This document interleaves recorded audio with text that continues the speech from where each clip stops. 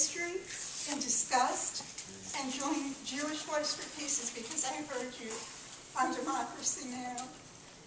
I apologize for getting emotional, but I have to tell you that this entire situation has brought me to a place where I have become more critical of Israel than I ever thought I would in my life. So you are having an impact. The question that I wanted to ask you was, in Brooklyn where I live, there's a Palestinian-American woman named Linda Sarsour, and she does a lot of activism around how the post 9/11 environment for Arabs and Muslims in this country hasn't been very good. So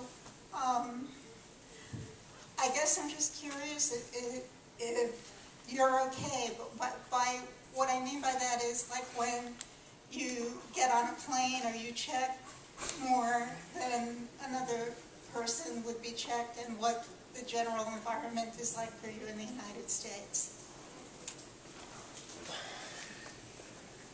Thank you, first of all. It's weird. I guess I have thick skin now, so I don't notice it as much, but walk with my girlfriend, she's from Utah, and we walk down the street, and she's always commenting about people giving us weird looks and dirty looks. So I don't notice it as much, but she does.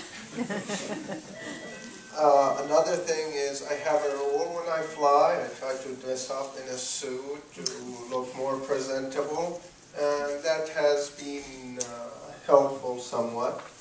And then another thing I do now is I do not check any luggage. Whenever I check luggage, I always find that sheet of paper that says your luggage has been inspected and screened and hand opened and so on. So I try to skip it and I try to blend it, but yeah, you have the dirty looks on the subway, you have it when you're walking in the street, at the airport.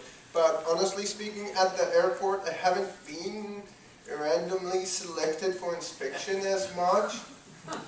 But I remember one of the most memorable things, I was a few years ago, I was flying back from Burlington, Vermont, and it was February, beginning of February, and it was something like minus 15 degrees. And then the security officer selected me for random screening. And I asked him why.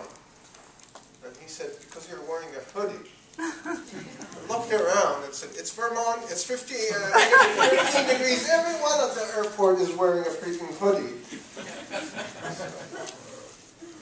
So you have to develop a thick skin. Sometimes we think about, oh, well, we live in a free country, we have freedom of speech, but if you talk, if you look different, if you walk different, then you are subject for discrimination. And not only if you're Arab or Palestinian, if you're African American, if you're Hispanic. This is New York. This is the land of Bloomberg's stop and frisk. What is it, over 1 million cases in the past 3 years? It's not just a Palestinian or Arab. Any person who looks different or a member of a minority is a subject for discrimination and extra screening and inspection. That shows us it's not a struggle about, it's not about religion or anything. At the end of the day, all of these issues are interconnected. It's all about civil rights and human rights. It's all about discrimination and a system of structural and systematic discrimination.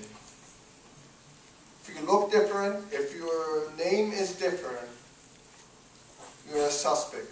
Whether you're an Arab, whether you're black, whether you're Native American, whether you are Latino, whether you're any other minority.